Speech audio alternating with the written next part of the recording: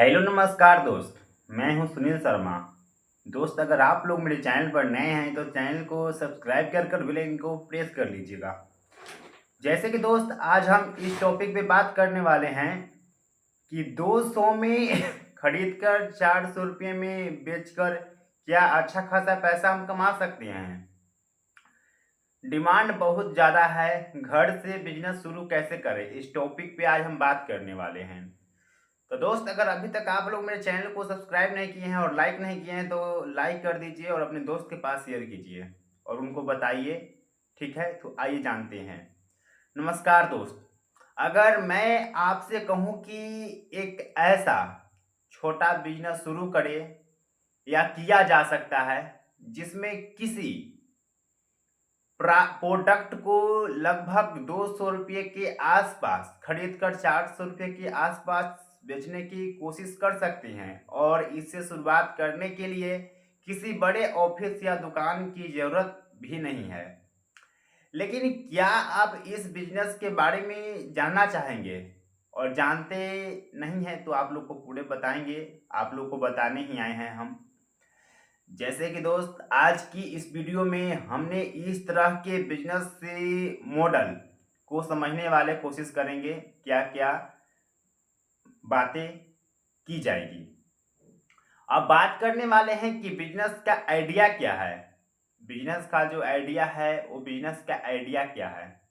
मान लीजिए कोई ऐसा प्रोडक्ट है जिसकी खरीद कीमत आपके लगभग 200 रुपये पड़ती है। अब अगर आपके प्रोडक्ट ग्राहक की ज़रूरत है, क्वालिटी, पैकिंग और मार्केट की कीमत को ध्यान में रखते हुए लगभग 400 में बिक जाता है, तो आपके पास बिक्री और लगभग 400 रुपये की बिक्री किया जाए तो आपके पास बिक्री और खरीद की कीमत के बीच का 200 रुपया का अंतर दिखाई देता है। लेकिन यह एक बहुत ज़रूरी बात समझिएगा कि 400 की बिक्री का मतलब 200 रुपये की शुद्ध मुनाफा नहीं है, क्योंकि बिजनेस में सिर्फ खरीदा कीमत नहीं होती है।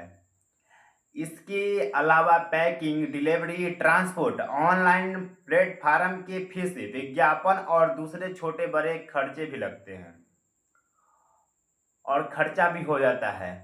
इसीलिए बिजनेस शुरू करने से पहले आपको हमेशा नेट प्रॉफिट निकालना चाहिए। यही वहाँ गलती है जो बहुत नए लोग कर बैठ जाते हैं और वे सोचते नहीं हैं। अब दोस्त, हम इस टॉपिक पे बात करने वाले हैं कि 200 रुपये में खरीदा, 400 रुपया में बेचा, तो 200 रुपया बच गया, 200 रुपया प्रॉफिट हो गया। लेकिन वास्तविक में खर्चा निकालने के बाद शायद 120 रुपया या 100 रुपया उससे भी कम बच सकता है।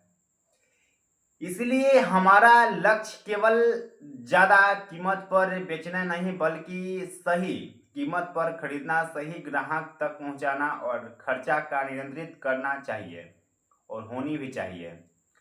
अब इस टॉपिक पे हम बात करने वाले हैं कि डिमांड क्यों जरूरी है। अब सवाल आता है कि बिजनेस में डिमांड इतनी महत्वपूर्ण क्यों होती है। देखिए दोस्त, आप कितना भी अच्छा प्रोडक्ट बेच रहे हो, अगर ग्राहक उसे खरीदना ही नहीं चाहता तो बिजनेस नहीं चलेगा। मान लीजिए आपके पास ऐसा सामान खरीद लिया जिसकी कीमत 200 रुपये, लेकिन आपके इलाके में कोई उसे खरीदना ही नहीं चाहता है। अब आपके पास दो दिक्कत है, या तो कीमत कम करके बेचिए या तो सामान स्टॉक में पड़ा रहेगा। इसीलिए बिजनेस शुरू करने से पहले आपको यह पता लगाना बहुत ज़रूरी है कि लोग वास्तव में क्या खरीद रहे हैं। और अपने आसपास बाजार में जाइए और दुकानदार को देखिए कि कौन सा प्रोडक्ट तेजी से बिक रहे हैं, और लोग बात कीजिए उनसे कि प्रोडक्ट का प्राइस कितना है और उनको बात को समझिए। पहले छोटा टेस्ट कीजिए, फिर बड़ा निवेश कीजिएगा।